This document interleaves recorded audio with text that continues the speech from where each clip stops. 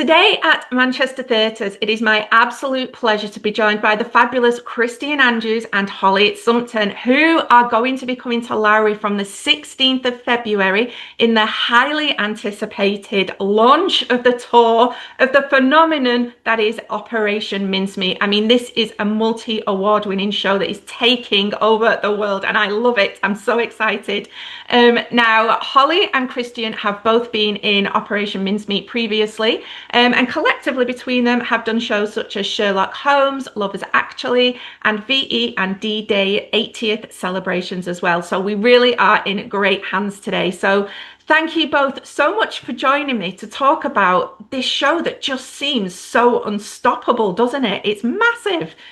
Yeah, it's taking the world by storm at the moment, and it's amazing to see its journey that started at the Lowry so long ago. So it's a really nice full circle moment in that way. And yeah, it's just growing and growing, isn't it? Absolutely. For us, it's so exciting to see as well. Holly and I both started together when the show transferred to the West End as understudies. So we've had a bit of a journey with the show as well. And to be able to come to Manchester and launch it for the first UK tour is so exciting. We're really lucky. Yeah. And I mean, what a story it is as well. So for people who might not know it, it is based on the true story of Operation Mincemeat to do with World War II. But you wouldn't necessarily believe it because it's so bizarre, isn't it? So tell us a little bit about the story. So Operation Mincemeat is a true World War II British deception plan, whereby British intelligence came up with a plan to dress up a corpse as a British pilot, dump his corpse into the sea with fake documents planted upon him, hoping that these documents would then find their way into the hands of German intelligence and ultimately Hitler to try and divert German troops to Sardinia instead of Sicily so that the British could get up into mainland Europe through Sicily. Spoiler alert, it worked. We won the war. But truly a madcap idea. That is just one of many crazy madcap ideas from British intelligence during World War II. But this one, we've had a little bit of glitz, a little bit of glamour, and now it's a comedy musical. Yeah, I think what's so fun about it is, as you say, the story is almost unbelievable. Yes. And the way in which it's told on stage is also kind of unbelievable. You kind of have to see it to be like, is this really happening? Like, I think that's what's so fun about it. And they've been able to create something so fresh, because people often ask me like, oh, a musical about World War II, like how does that work? But they've done it in such a fun and fresh way. It's very, very cool. Definitely. And I think part of that as well is that it's a small cast, but you all kind of have like your main character, but then you multi-role like all the different characters that come into it as well, don't you? So tell us a little bit about the people that you play in the show. Sure. So I play Ewan Montague, who, it's a true story. So he's a real person. And he sort of trained originally as a lawyer, I think. And then during World War II, went into naval intelligence. And then in terms of the show, he very much thinks that he is the star of his own show. He runs the thing. He's like, I'm the driver of this train. You're coming on for the ride. Like he loves every minute of it. And he finds Charlie and his plans for Operation Mincemeat, and he has real faith in them. And he's going to make it work. He's so fun. He's like bombastic and wild. And as a woman in my early 30s as well, it's such a privilege to be able to play a character that usually I would never play. So it's really fun. Yeah. And my sort of main role is Hester Leggett. She was the head of the MI5 secretarial pool at the time of Operation Mincemeat.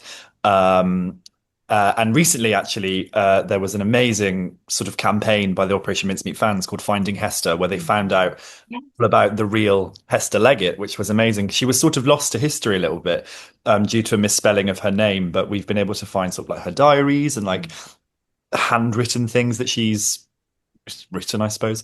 And sort of surviving members of her family have been able to come and see the show now, which is amazing. But it's a really, it's a gorgeous point, actually, that is sort of touched on in the show. It's this idea of people who did so much in history that are forgotten about. The people the small things that make a difference when times are tough. And that's a really lovely reflection on what's happened in the real world as well, with Hester being found and sort of given this thanks for what she did, I suppose, which is really nice. Yeah, and that, like you say there, so these fans, they're known as the Mincefluencers. And I mean, they literally wrote to MI5, didn't they, to get information, because they're so passionate just about the show. But I guess through that's the joy of what it does. You know, this is a topic that just wouldn't have entered the heads otherwise, probably. Yeah, Absolutely. completely. Yeah, I think as well, like World War II is sort of, it didn't happen that long ago, really. No. Like people of our generation, I have family who've sort of passed away now, but who were there and remember it. People, especially people who were in Britain at the time of World War II, sort of remember it with fond memories. They like telling stories about it. So I certainly grew up with lots of stories about World War II. So it's in my conscience, a lot. So I think people people relate to it as well in quite a personal way. Yeah. As we've seen with the fans. Yeah, and there's something about the show that it really provides a sense of community for people, I think, which has been such a beautiful thing to be part of, really. And also like just the nature of the show and how kind of bombastic it is, and it's got all these quirky characters. You know, people love those those characters who appear for a second and then go, and they've there's been a couple of evenings where they've sort of dressed in cosplay as all the different characters, and it's such an exciting people have come dressed as pieces of the set. Oh wow. It's mad concepts of things. But I think, like we said, the story is so like, wait, what? They did what? It's a true story. But within Operation Mincemeat, this cast, you've got, like you've mentioned, your character Montage, who went on to create the film Operation Mincemeat. You've got Ian Fleming, who obviously is James Bond. I mean, the people actually within this group of people, it's just the gift that keeps on giving, isn't it? Yeah, completely. The Ian Fleming thing is just so fun and like bonkers. And I didn't know that until I was part of the show. So to find out those little nuggets of information, it's just so fun. Yeah. It's great. And there are certain things that sort of don't make it into the show. The real Operation Mincemeat deception plan. There's things like the body that they use, the corpse was driven to Scotland by a blind race car driver. Like there's the whole thing. So when you read it on paper, it is totally madcap and sort of kind of makes sense as a comedy musical. But the thing that the writers have done is they've been so good at keeping the pathos in. We sort of say the more you can make them laugh, the more you can make them cry. There's a lot of moments in the show where we sort of remind people how real this was as well, the sort of human cost of the show. And I think it's the marriage of those two things that I think people really love, and I think why people such as our fans have fallen in love with it so much. And I think as well, there's that element you've mentioned, Holly, that you get to play a character you would never get the opportunity to play. And there is that whole thing of gender goes out the window. It's about character. And I think there's such a big embrace of that as well, isn't there? Totally. Yeah, it's sort of, there's 5 people in the show, and we have to create sort of upwards of 100 characters.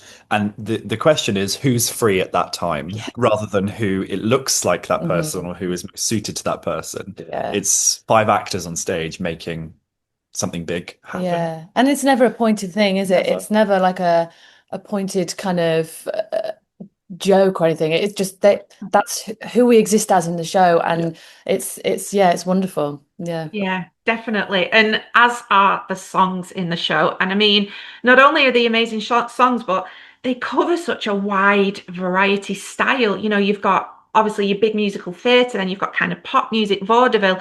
I'd even go as far as to say posh rap as well. Oh yeah. I mean, the songs of it. Yeah. It's fun, isn't it? I mean, it's a real challenge. It is, It sort of requires a lot of dexterity.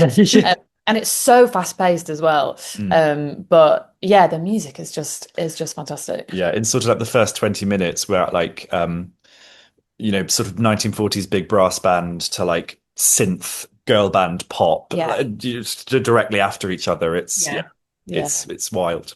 I never forget the first time I heard one of the songs from it, and I was listening along, and then I was like, "Oh my God, he's got Morse code in the middle of it. He's just so clever. Oh It's yeah. so clever." And Yeah, bits of, I think in one of them there's like a similar sort of tune to James Bond is like Yes. underneath it somewhere. Yeah, But it's the intricacy is so satisfying when you yeah. hear things. Yeah, it's great. And then this is a show that was supposed to close in 2023. It has gone on to be extended like 17 times or something like that. The same things ended up happening on Broadway. I mean, and now obviously we've got this world tour. What does it kind of sink in how big this is? That's a good question. It is a good question. I think I saw the show before I was a part of the show. I saw it when they were doing one of their pre-West End runs at Riverside Studios. And when I think back to what I felt when I saw that show, it makes total sense to me. It was one of the best things I'd ever seen, and I'm, so lucky to be a part of it. And to see it now sort of have this amazing global success makes total sense for how good it is. To be a part of it, that's a different story. I feel a bit scared and worried. But I think what's amazing as well is it's never, even throughout its huge journey of success, the show has never lost the essence of how it started. Yes. And it's still 5 people that kind of chip in and do everything on stage, and that is part of the real charm and beauty of it, is that it's this huge success with the charm of where it started that is still very much at the heart of it, which is great. And I think there was an amazing moment when it went to the West End and we were sort of in the tech and watching the writers see what they kind of thought in their mind's eye that it could always be, like watching them see that was such an amazing experience. That was very cool. It was really cool.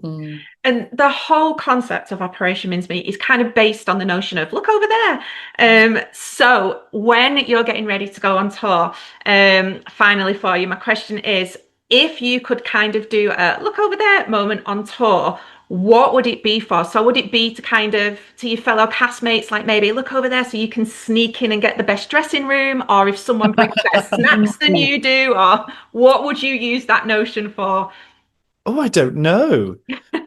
Maybe look over there for a nicer dressing room. I like that idea. Yeah. We'll I'd see. probably be like, look over there so I can just sneak my dog everywhere. Just bring him everywhere. Over there, just bring him on stage. Yeah. And finally, then, why? I mean, you've already sold it, but why do you think fans, even if they've seen the show before, should come and watch you on this brilliant tour? I think that the show in the UK, it's still running in the West End. The Fortune Theatre is a gorgeous little intimate old theatre. We're coming to some huge venues on this tour, and I'm really excited. And I think people who already enjoy the show should be really excited to come and see how our show plays in these big venues. The show is sort of designed to have very intimate moments and very big moments as well. And I think that it's going to be a whole different but very exciting experience to see it play in these gorgeous theatres that we're lucky to have here in the UK. It's unique as well. People won't have, if you've not seen it, you won't have seen anything like it. And it's unique, but with so much heart. It's not one to be missed. It is not one to be missed. Well, thank you both so much, Christian and Holly. We cannot wait for it to come back to Lowry, where it all began. And you can catch it from the 16th of February. I would grab your tickets because this is going to be a sellout, I am sure. Thank you both so much. And not long to go. We will see you really, really soon. See you soon.